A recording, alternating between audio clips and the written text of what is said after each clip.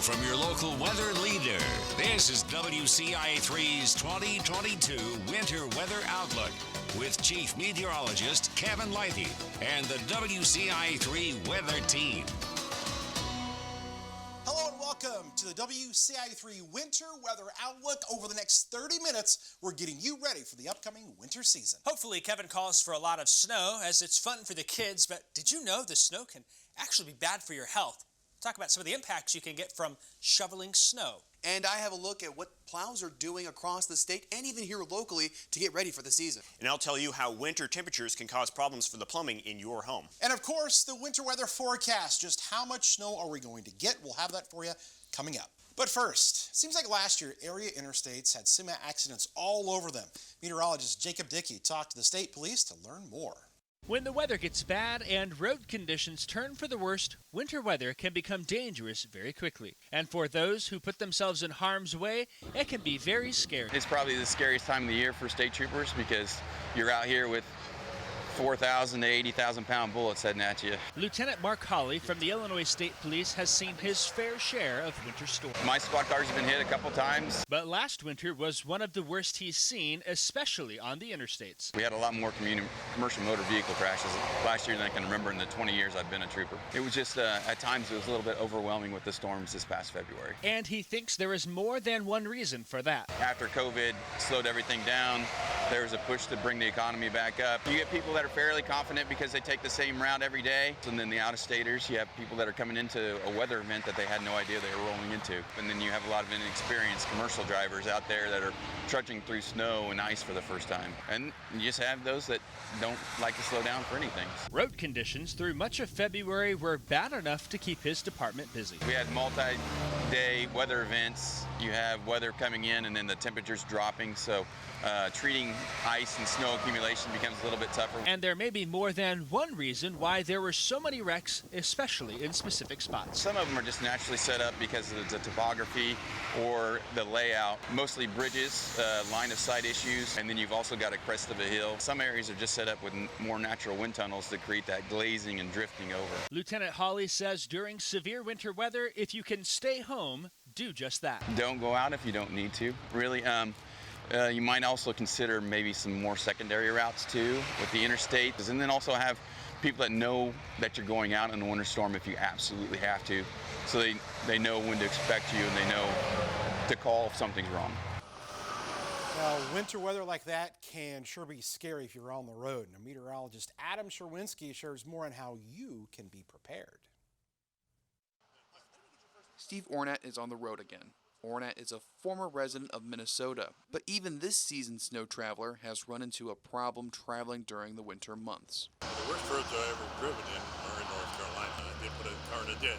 Molly Hart, a spokesperson with AAA, says that there are steps you can take to be prepared for any situation before hitting the road when the flakes fly or ice covers the streets.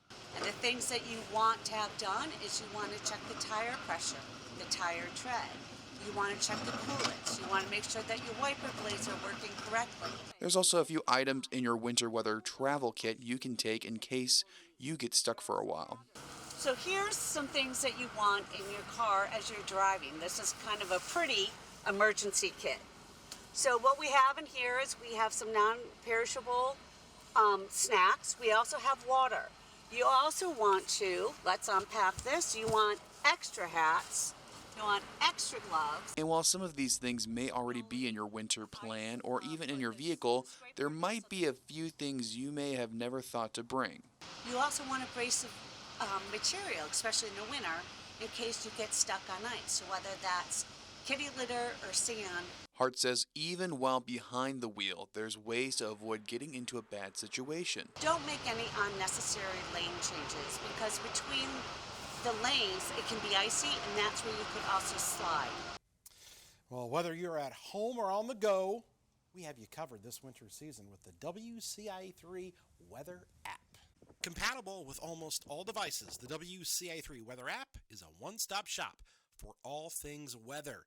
Get our daily updated Weather Now articles and videos, and access the latest hour-by-hour forecast. Of course, the 10-day forecast right there for you, and the Doppler radar. We're going to show you where that precipitation is falling. Now, one of the best features is the access to our live stream page, which will get you to our exclusive content as our meteorologists stream live during times of active weather. This is also where you can send us pictures directly of the winter weather.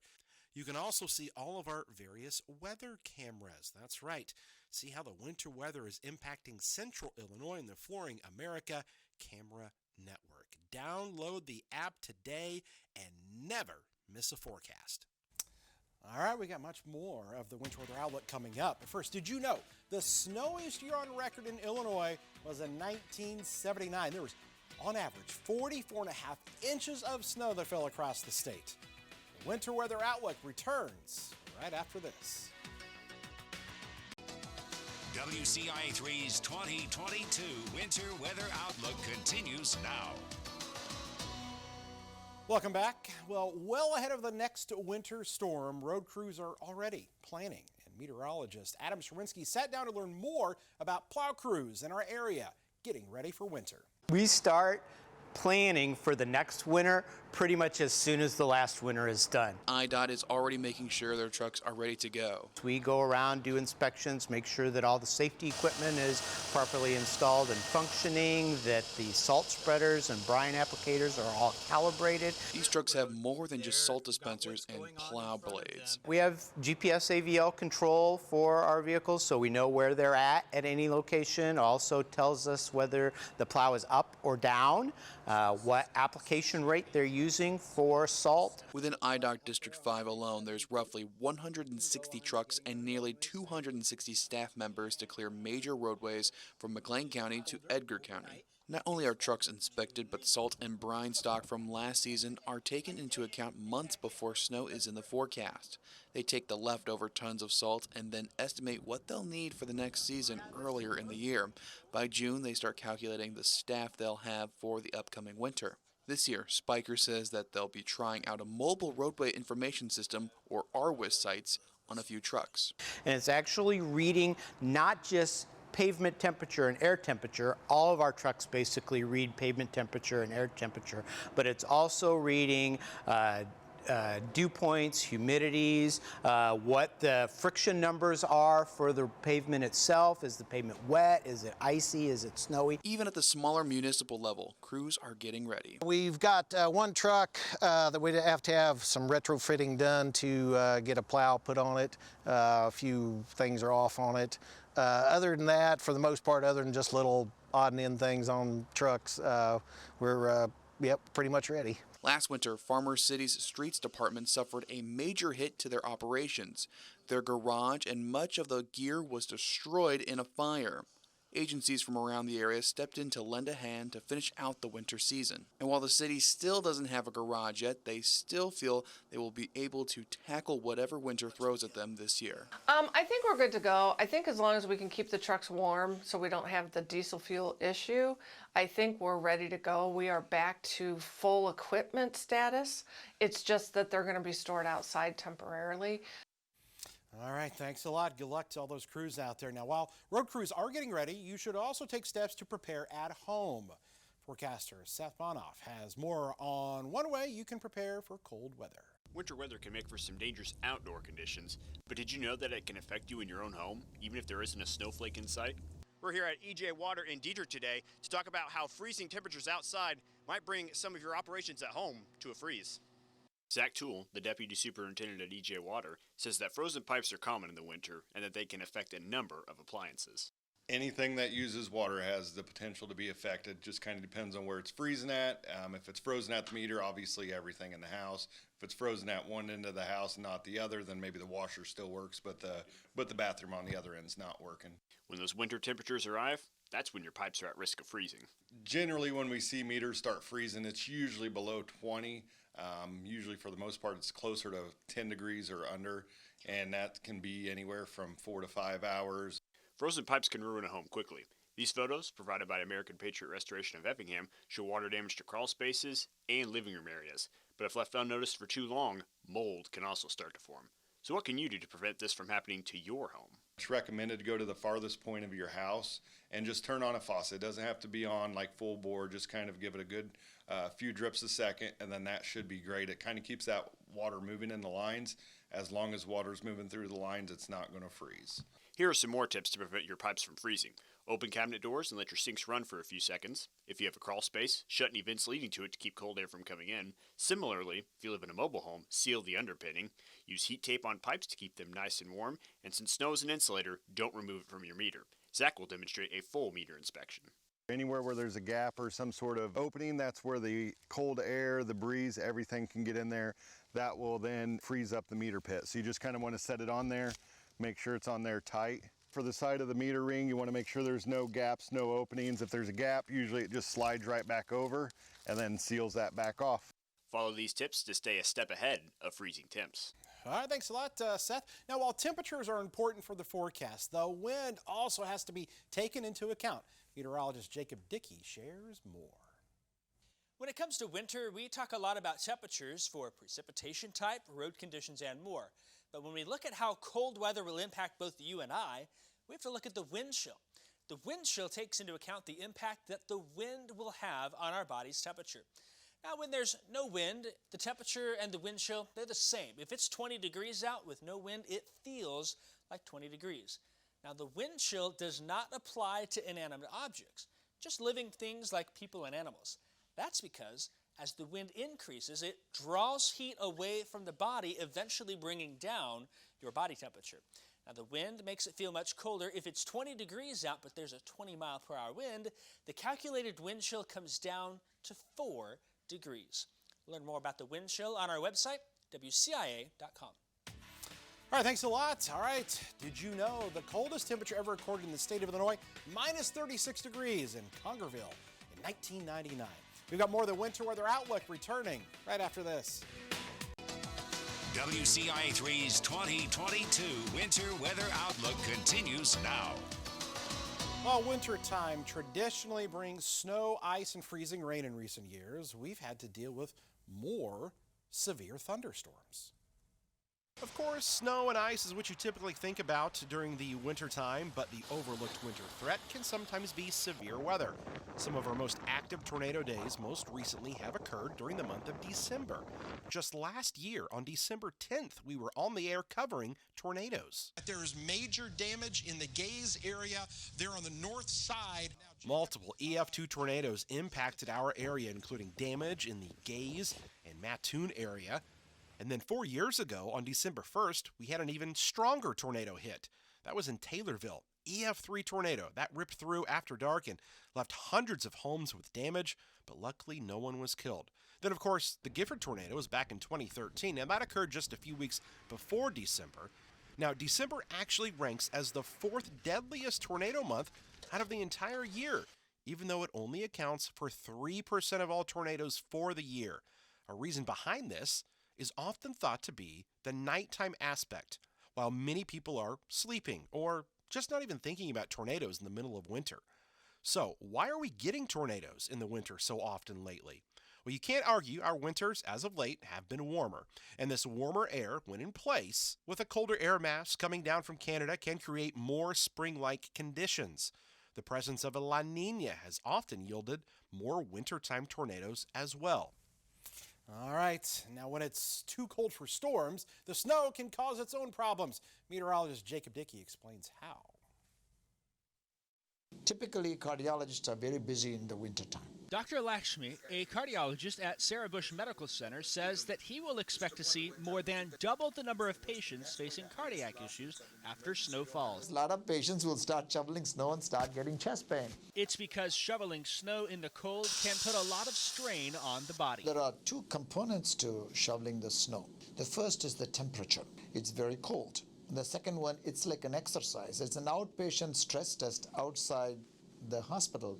So you're stressing your heart. Snow weighs a lot, but exactly how much it weighs can depend on the total water content, the amount of snow, how compact it is, and more. Simplifying the math, on an average driveway 40 feet by 10 feet, with a snow ratio of 10 inches of snow for every 1 inch of water, just 6 inches of snow means you would clear over 1,200 pounds of snow from your driveway. In one winter storm last year, parts of Champaign County received 15 inches of snow, meaning that same driveway space had over 1.5 tons of snow on it. And all that shoveling can cause health problems, something Dr. Lakshmi warns about. Before you do a vigorous exercise or shoveling snow, check with your doctor, get a stress test or something to make sure that you can do it. There are some specific risk factors that can put you more at risk for heart attacks. If somebody is healthy, you and me can go and exercise as much as you want and shovel the snow and nothing will happen. It's the patients who have coronary disease who are not adequately treated, and the biggest risk is the patients who don't know, but they have a lot of high risk features such as diabetes, overweight, smoking, blood pressure not well controlled. There's going to be a high risk to get a massive heart attack. Just get somebody else to deal with that and get that. But a lot of these people, they live alone. That's the problem. But if you do shovel snow and you feel chest pain, seek emergency medical attention. Time is muscle. If you have chest pain, shoveling snow, don't waste time. Just come straight to the emergency room. Let's make sure there's not a heart attack, because that's your best chance of survival. All right, thanks a lot. All right, meteorologist Adam Sherwinski next up. He's talking about the 4 main types of precipitation we see in the winter months. When we get to this time of year, we encounter more than just one type of precipitation. The question is, how do we get the different kinds? If we look at the atmosphere from an up and down, not an east and west or north and south, that's when we start to see our different types of precipitation. So cold air all the way down, 32 degrees, freezing. That'll give us some snowfall here, one of the most common types there for winter. Freezing, then melting, and then freezing again in a warm layer. That's going to give us sleet, those little pellets right there as they start to refreeze before they hit the ground. We get the freezing precipitation falling and melting right before it hits the ground, or right as it hits the ground, it becomes frozen. That gives us freezing rain, another common type of precipitation this time of year. Then we get to the snowfall there. It's falling and melting all the way down towards the ground. That gives us rain, and we see that throughout the entire year. As we look more to the east and west, notice that there's a transition zone in between there. That's where we're going to find our most hazardous types of precipitation, freezing rain and sleet. Just be careful when you're driving, or don't drive at all. All right, thanks, Adam. All right, did you know the most snow to fall during one event was in Astoria, Illinois? 37.8 inches. It happened in 1900. How much snow will we have this year? We'll have your forecast after the break. WCIA 3's 2022 Winter Weather Outlook continues now. All right, it's the time we've all been waiting for. It's my winter weather forecast. Let's get into it. First off, you can get a winter forecast from a lot of different locations. Like the Old Farmer's Almanac, they're saying, hey, it's going to be cold and snowy. There's another almanac that you can look at. They're saying unseasonably cold and snowy for our area. So there's 2 for you winter lovers out there. The NOAA Winter Outlook comes out each year as well. They look at temperature, and they're saying it could be near normal. They're saying, though, precipitation is going to be above normal. So those are just a handful of different forecast outlooks that you can check out for yourself. But I'm going to get into some of the things I look at. And one of those is whether we're in an El Nino or a La Nina. All of it has to do with what's happening at the equator there. The sea surface temperatures, when it is below normal or cooler than normal. So here's the United States, here's the equator right here.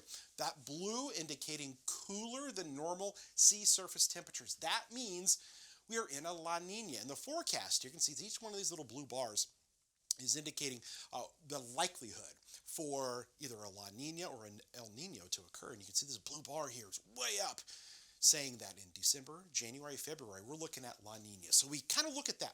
And then I can go back and look at all the years in the past where we've had moderate La Ninas, and that's what we've had. And what's been interesting is we've had 2 years in a row of moderate La Ninas, and guess what? We're going to do it for a 3rd year. So I wanted to go back and look at when we've had 3 years in a row of a La Nina. We go back and try to find what we call an analog year. It's a year that we can kind of compare to what we're getting ready to go into. And I found one in 2000, 2001. That's the year I'm going to be kind of looking at some of the data and comparing back to. We can look at the past 5 La Nina winters, including the one in 2000, 2001 I was just talking about. We had 23 inches of snow. Last year in our La Nina winter, we had about 19 inches. Look how very close these amounts were for the last 5 La Nina winters. You can probably guess I'm going to be leaning towards that. But there are other things I look at, like snowpack in Siberia. In the fall actually has a correlation to what's happening down here. If there's a small snowpack up in Siberia and up into Canada here, sometimes that means that maybe not as much cold air spills down in here. This fall, we have definitely been below normal up here across Siberia. So that, again, can sometimes mean, hey, maybe not as cold. Another thing that's interesting, sunspot activity. What's going on in the sun? And we're on this increase. We've had a lot of sunspot activity over the past year or so, and it's increasing. That correlates to usually warmer conditions. When the sun's more active, you get warmer temperatures for the winter. So let's get into the forecast. I'm going with near normal temperatures coming up here, but I think we could have some precipitation events. Rainfall going to be above normal. When we look at that important snow forecast, just below. But that doesn't mean we're not going to get some winter events. We are, because the average snow is 23 inches, and if we look back at those past La Nina winters, we were in that kind of 19 to 22 inch range, and that is what I'm predicting for this upcoming winter season. How about a white Christmas this year?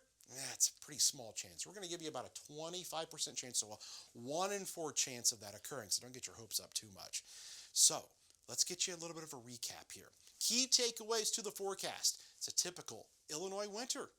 Very typical for us here. We're going to have some snow. We're going to have some warm periods in there as well, but I think the temperatures are going to be fairly normal when it all shakes out. But I want to mention this, winter tornadoes. We talked about it earlier in the show. That could be something. White Christmas chance is pretty low, and I'm going with between 19 and 22 inches of the white stuff in my forecast.